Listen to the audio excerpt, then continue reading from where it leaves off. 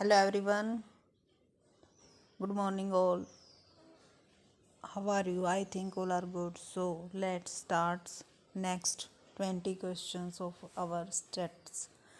So first question, for individual observation reciprocal of arithmetic mean is called individual observation में ये क्या कहता है कि रेसिप्रोकल ऑफ अर्थमेटिक मीन, तो उसे क्या कहते हैं हम, डेविएशन स्क्वेयर मीन। तो इसका आंसर हो जाएगा हमारा ऑप्शन नंबर सी।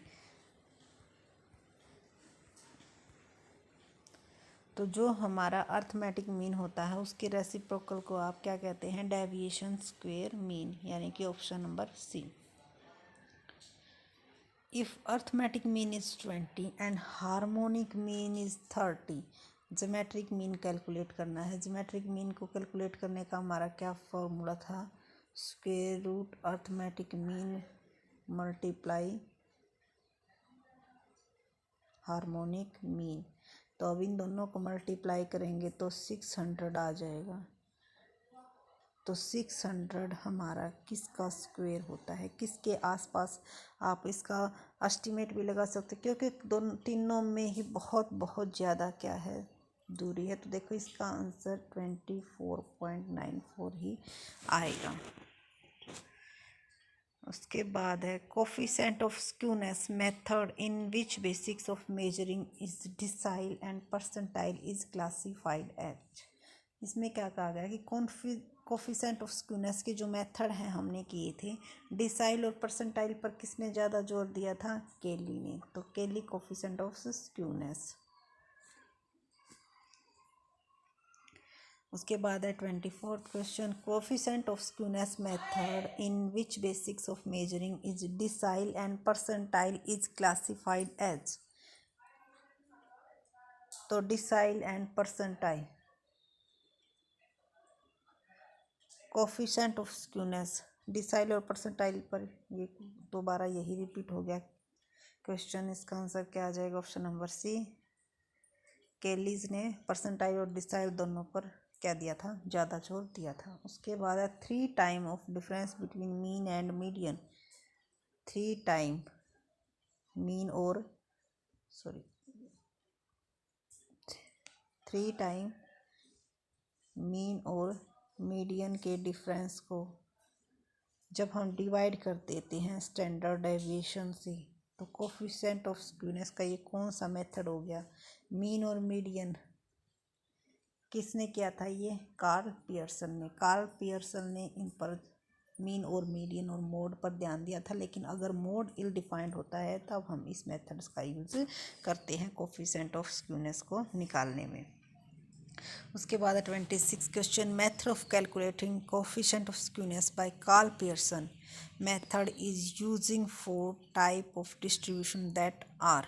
देखो, क्योंकि हमें मीन निकालना है, तो मीन हमारा ना तो ओपन एंडेड में निकल सकता है ना क्लोज एंडेड में, नॉन कंसंट्रेटेड। तो कंसंट्रेटेड में ही हमारा क्या निकल सकता है, कार्ल पियर्सन का जो मेथड था कोफिशिएंट ऑफ स्क्यूनेस निकालने का, वो यूज़फुल होता है।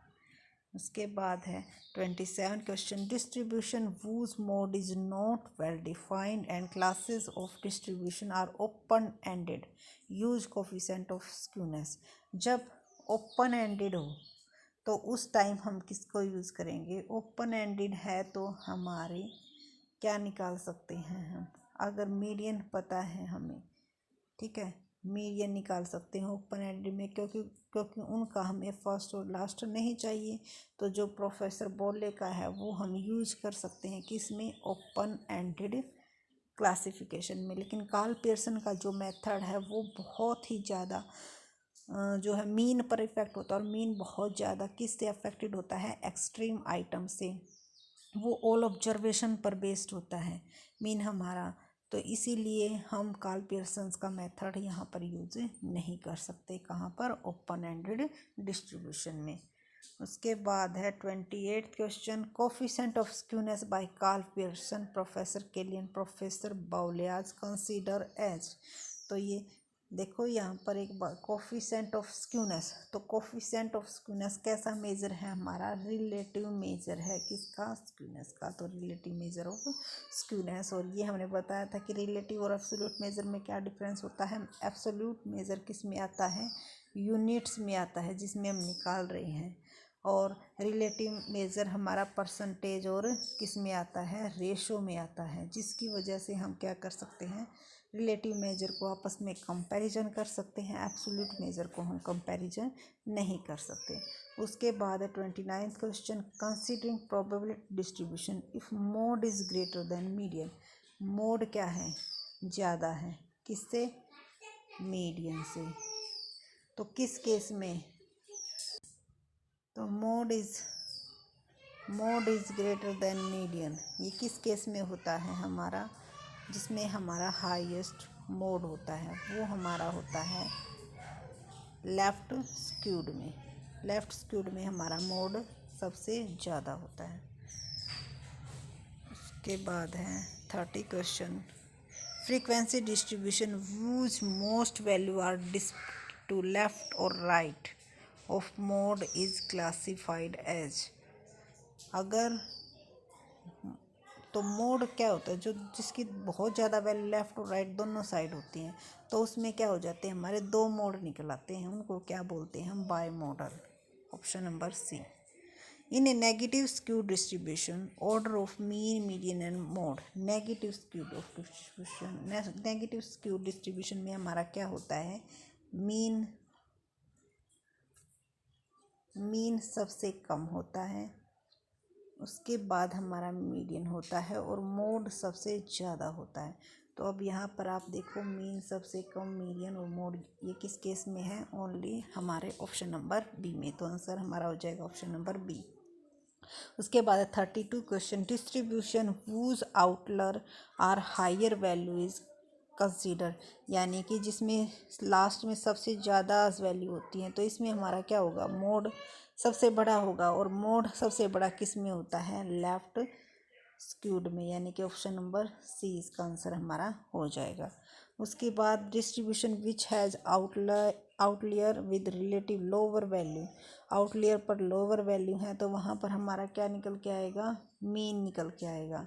ठीक है, तो मीन ज़्यादा होगा तो वो कौन सा स्क्यूड हो जाएगा हमारा, पॉजिटिवली स्क्यूड, ऑप्शन नंबर सी।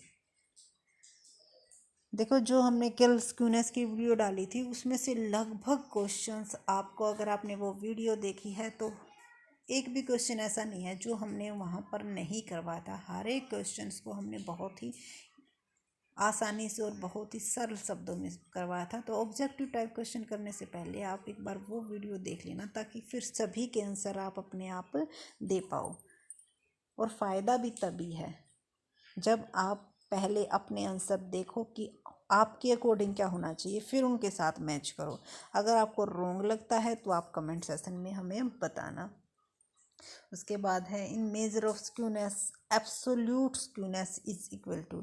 एब्सोल्यूट स्क्यूनेस कैसे निकालते हैं, मीन में से अगर मोड लेस कर देते हैं, ठीक है, मीन का सिंबल क्या होता है, और इसमें से मोड लेस कर देते हैं तो हमारा क्या आ जाता है, एब्सोल्यूट स्क्यूनेस। और अगर रिलेटिव स्क्यूनेस निकालना तो इसको किससे डिवाइड कर देंगे हम, स्टैंडर्ड डेविएशन से, तो हमारा क्या आ जाएगा, रिलेटिव स्क्यूनेस। उसके बाद है, considering mean mode and skewness of data, value of skewness is will be positive. Skewness जब पॉजिटिव है तो मीन और मोड, तो पॉजिटिव में मीन क्या होता है, मोड से बड़ा होता है, तो mean is greater than mode, तो आंसर आ जाएगा हमारा ऑप्शन नंबर सी।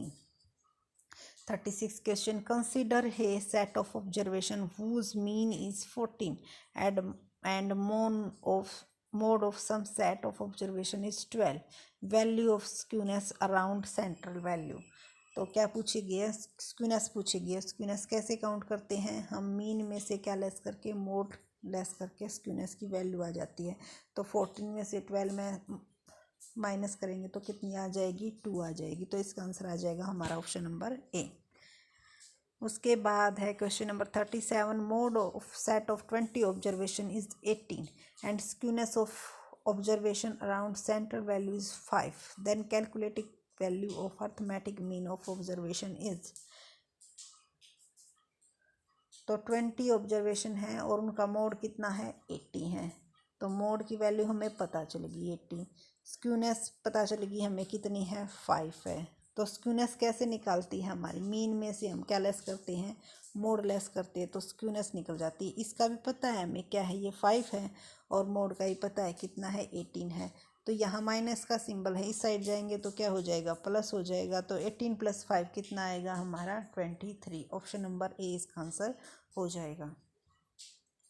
तो हमें क्या है कॉन्सेप्ट क्लियर होने चाहिए, किसी भी टाइप से क्वेश्चन पूछे हमारा आंसर सही आएगा। और अगर कॉन्सेप्ट क्लियर है तो हमें क्वेश्चंस भी इजी लगते हैं, क्योंकि जो क्वेश्चन हमें आते हैं वो इजी ही लगेंगे, अगर आएंगे नहीं तो वही क्वेश्चन हमें क्या है टफ लगते हैं। उसके बाद है 38 question, considering mean mode and skewness of data, value of skewness will be negative. Skewness क्या दे रखी है नेगेटिव। नेगेटिव स्क्यूनेस में क्या होता है हमारा मीन कम होता है, किससे सॉरी मीन कम होता है हमारा किससे, मोड से। मोड हमारा ज़्यादा होता है, तो देखो मोड हमारा इस जिसमें है, तो ऑप्शन नंबर बी आ जाएगा। उसके बाद 39 question, in statistics out of 100 marks of 21 student in final exam are. देखो ये क्या दे रखे हैं, मार्क्स दे रखे हैं और मोड पूछ रखा। मोड क्या कौन सा होता है, जो मोस्ट फ्रीक्वेंटली होता है। तो देखो सभी को हमें देखने की जरूरत नहीं है, जो हमारे ऑप्शन में दिए गए हैं उन्हीं को देख लेते हैं कि कितनी कितनी बार आए हुए हैं। 85 हमारा 1 2 3 4 टाइम्स, 84 5 हमारा 4 टाइम्स, 95 हमारा 1 2 2 टाइम्स, 90 हमारा 1 2, 81 हमारा 1 2 ओनली 2 टाइम, यानी कि 85 हमारा आंसर आ गया ऑप्शन नंबर ए, क्योंकि ये क्या है 4 टाइम है। और मोड हमारा क्या होता है, जो कि सबसे ज़्यादा, यानी कि जो फैशन में चल रहा है, जिसको हम ट्रेडिंग बोलते हैं कि भी जो ट्रेड में चल रहा है, यानी कि जिसकी फ्रिक्वेंसी सबसे ज़्यादा है। Branch of statistics include, statistics की ब्रांच में किसको, अप्लाइड स्टैटिस्टिक्स और मैथमेटिकल स्टैटिस्टिक्स दोनों को इंक्लूड किया जाता है। तो इसका आंसर आ जाएगा हमारा option number D, both A and B. तो ये थे आज के हमारे स्टैटिस्टिक्स के 20 प्रैक्टिस क्वेश्चंस। आई होप आपको हर एक क्वेश्चन क्लियर हो गया होगा। और अगर आपको कोई भी क्वेश्चन, किसी भी क्वेश्चन में डाउट लगता है या फिर कोई आंसर रॉन्ग लगता है, एक्सप्लेनेशन में कोई दिक्कत है जो आपको समझ में नहीं आई, तो हमें कमेंट करके ज़रूर बताइएगा। और ज़्यादा से ज़्यादा इस वीडियो को शेयर कीजिए ताकि आपके फ्रेंड्स की भी हेल्प हो सके। So thank you for watching this video and please share and subscribe my channel. So कल मिलते हैं नेक्स्ट 20 क्वेश्चंस के साथ। Thank you.